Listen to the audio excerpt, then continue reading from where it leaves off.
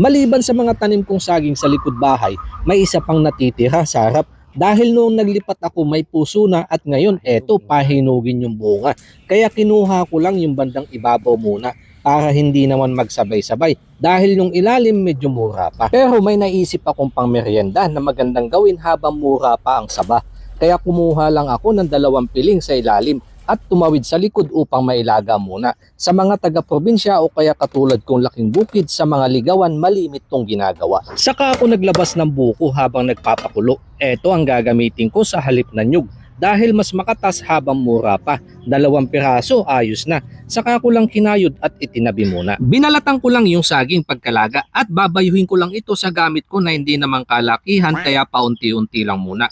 Alsong kung tawagin sa amin yung bayuhan at alo naman yung pangbayo na ginagamit din sa pandikdik ng palay o kaya pinipig. Kung pamilyar ka, ano naman ang tawag nyo dito? Nang medyo madurog na, saka ako naglagay ng kinayod na buko. Gusto ko dito milky flavor kaya nagsama ako ng 1 kutsarang powdered milk at pinaliguan ng condensed milk sa unang 3 piraso. Nang sa ganun magkatas at itinuloy ang pagbabayo hanggang sa ito'y tuluyang maghalo-halo. Medyo may kaliitan ang gamit ko kaya tiyaga lang. Dito ko na itinuloy ang pagbabayo hanggang sa dapat maging pinong-pino. Pero medyo ngawit na ang aking braso at may kasunod pa. Kaya isip-isip ko tama na to. Ngipin na ang bahalang dumurog sa mga natitirang buo-buo. Kaya sunod ko itong hinango. Ang mahalaga, magatas to. Itinabi ko lang muna at sunod na inulit ang parehong proseso. Habang sumasagi sa isip ang mga panahong pagkagat ng dilim sa liwanag ng lampara, masayang tawanan kasama ang barkada. Ilang relasyon ang dito'y nabuo at nagbunga ng magandang pamilya.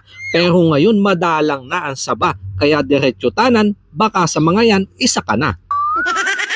Dahil sa paraan ng pagbayo, nilupak kung tawagin ito sa amin hanggang sa makatapos at maipon. Wala akong star margarine kaya ang pamahid ko sa ibabaw, gatas pa rin.